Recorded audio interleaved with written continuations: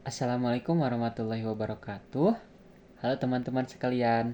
Pada kesempatan kali ini saya Rifa Ansarullah akan eh, menjelaskan materi yang cukup menarik, yaitu tentang perencanaan kurikulum pendidikan agama Islam yang meliputi 4 aspek utama, yaitu ada penyusunan misi, penyusunan visi, penempatan tujuan, dan penyusunan peta kompetensi. Nah, sebelum membahas keempat aspek tersebut, terlebih dahulu kita perlu memahami pengertian perencanaan kurikulum pendidikan agama Islam sendiri. Nah, yang dimana kita langsung saja ya masuk ke pembahasan. Perencanaan merupakan proses mempersiapkan berbagai kegiatan yang akan dilakukan untuk mencapai tujuan tertentu, baik secara efektif maupun efisien. Nah, dalam konteks pendidikan sendiri, perencanaan menjadi langkah awal yang sangat penting karena akan menentukan ke arah mana perencanaan tersebut, terus strategi apa yang akan digunakan, metode apa yang akan digunakan, serta evaluasi yang akan dilaksanakan. Menurut Prajudi Atmosurdijo, perencanaan adalah perhitungan dan penentuan tentang sesuatu yang akan dijalankan untuk mencapai tujuan tertentu. Oleh karena itu, oleh siapa, terus kapan, dan bagaimana cara melaksanakannya. Sementara itu, Haidar Nawawi menjelaskan bahwa perencanaan merupakan proses pemilihan dan penetapan tujuan, strategi, metode, anggaran, serta standar keberhasilan suatu kegiatan. Nah, dalam pendidikan sendiri, perencanaan memiliki karakteristik yang khas, yaitu berorientasi pada pengembangan manusia, memperhatikan potensi peserta didik, bersifat sistematis, komprehensif, visioner, terus responsif terhadap perubahan zaman, baik pada zaman dahulu sampai zaman sekarang gitu ya, serta berlandaskan nilai-nilai kemanusiaan dan moral. Nah, teman-teman, perencanaan kurikulum sendiri berfungsi sebagai pedoman dalam pelaksanaan pendidikan, baik alat, pengendalian, mutu pembelajaran, terus sarana untuk mencapai tujuan pendidikan tersebut, serta pendorong bagi keseluruhan komponen pendidikan agar bekerja secara terarah dan terintegrasi. Nah, selanjutnya kita akan masuk ke pembahasan yang pertama, yaitu penyusunan visi perancangan kurikulum PAI. Nah, visi merupakan gambaran yang ideal tentang kondisi yang ingin diwujudkan pada masa depan melalui proses pendidikan. Dalam kurikulum PAI sendiri, visi menjadi arah yang utama untuk menentukan bagaimana pendidikan agama Islam dilaksanakan dan hasil seperti apa yang ingin dicapai. Nah, jadi visi ini merupakan aspek yang sangat penting dalam perencanaan kurikulum pendidikan agama Islam sendiri. Nah, fungsi visi ini antara lain yang pertama yaitu sebagai arah mengembangkan kurikulum dan pembelajaran. Terus sebagai motivasi bagi seluruh warga sekolah dan pemangku kepentingan pendidikan. Terus sebagai dasar juga dalam menetapkan kebijakan dan tujuan pendidikan agama Islam. Dalam menyusun visi kurikulum PAI ini terdapat beberapa prinsip yang harus diperhatikan. Prinsip relevansi, karena relevansi ini kan bisa ini ya menguntungkan sesama juga ya, yaitu visi harus sesuai dengan kebutuhan peserta didik dan perkembangan zaman. Prinsip fleksibilitas, yaitu fleksibilitas itu jadi fleksibel, bisa digunakan kapan saja gitu, bisa menyesuaikan lah dengan perubahan sosial, budaya, dan teknologi. Terus prinsip kontinuitas, yaitu menjamin kesinambungan pendidikan pada setiap jenjang. Terus prinsip efisiensi, yaitu realitas dan dapat diwujudkan. Nah, poin yang terakhir yaitu prinsip integritas nilai Islam itu sendiri, yaitu menjadikan ajaran Islam sebagai dasar seluruh proses pendidikan. Selain itu juga, PC harus memperhatikan universalitas dan individualisasi sehingga dapat diterima oleh semua pihak, namun tetap memperhatikan potensi unik setiap peserta didik. Nah, lanjut kita masuk ke pembahasan yang kedua, yaitu pembahasan penyusunan misi kurikulum PAI.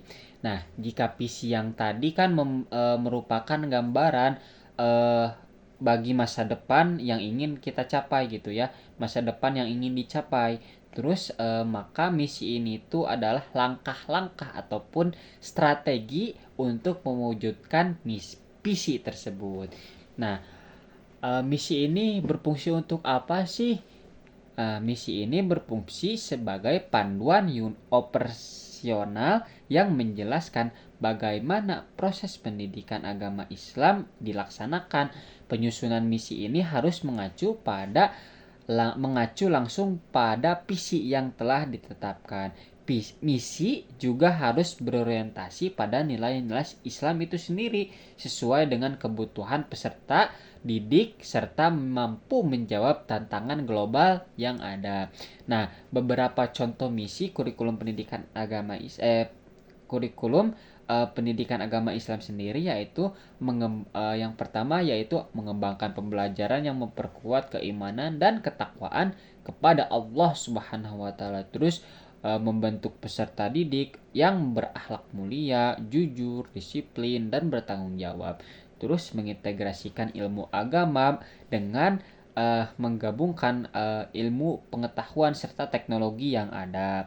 Terus menanamkan sikap moderasi beragama dan toleransi dalam kehidupan bermasyarakat, serta tentu saja meningkatkan kemampuan membaca, memahami, dan mengamalkan Al-Quran serta hadis dalam kehidupan sehari-hari. Nah, dalam kurikulum Merdeka sendiri ini, misi PAI itu juga harus diarahkan untuk mendukung profil pelajar Pancasila juga. Tentu saja ya, Pancasila kan sebagai pedoman negara gitu ya, terutama di dimensi beriman ataupun bertakwa kepada Tuhan Yang Maha Esa dan berakhlak mulia. Nah, selanjutnya kita masuk pada pembahasan yang ketiga yaitu tujuan kurikulum PAI. Nah, tujuan merupakan hasil yang ingin dicapai melalui proses pendidikan. Dalam konteks PAI sendiri, tujuan tidak hanya menekankan penguasaan pengetahuan agama, tetapi juga membentuk karakter dan pengamalan nilai-nilai Islam. Tujuan utama kurikulum PAI ini meliputi membentuk yang pertama yaitu membentuk peserta didik yang beriman dan bertakwa kepada Allah Subhanahu wa taala. Terus yang kedua, mengembangkan akhlak mulia seperti kejujuran, toleransi, tanggung jawab, serta kedisiplinan. Dan yang ketiga, meningkatkan pemahaman dan pengamalan ajaran Islam dalam kehidupan sehari-hari. Dan yang keempat, mencetak generasi muslim yang kompeten, kreatif, kritis, dan mampu bersaing di era digital seperti ini. Dan yang terakhir, membentuk peserta didik sebagai khalifah di bumi, sebagai pemimpin di bumi yang mampu membawa manfaat bagi masyarakat dan lingkungan. Dengan demikian, tujuan kurikulum PAI tidak hanya berfokus pada aspek kognitif saja, tetapi juga aspek afektif dan psikomotorik juga mampu berkesinambungan sehingga menghasilkan insan yang berilmu, beriman, dan berakhlak mulia.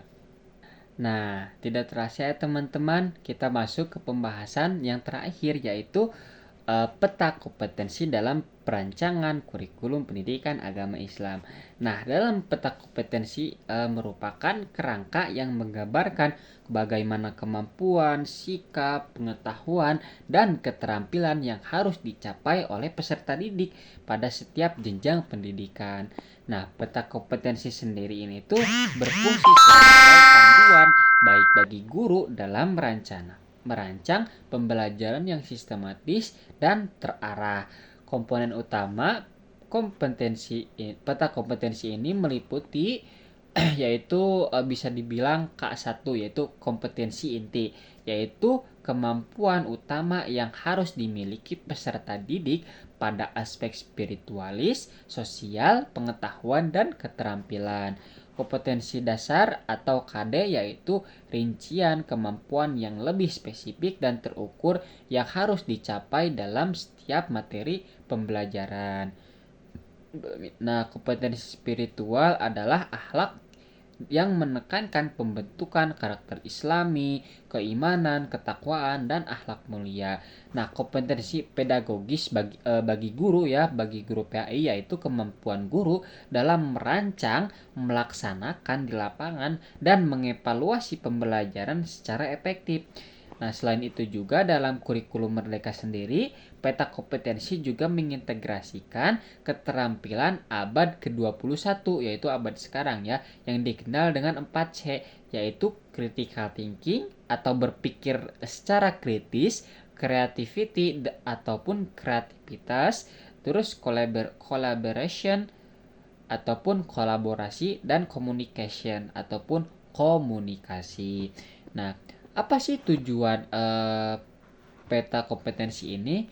Tujuannya yaitu untuk mengarahkan pembelajaran agar lebih fokus dan meningkatkan kualitas pendidikan serta memastikan bahwa peserta didik mampu mengimplementasikan nilai-nilai Islam dalam kehidupan sehari-hari. Nah, dapat disimpulkan sebagai penutup bahwa keberhasilan kurikulum PAI sangat bergantung pada perancangan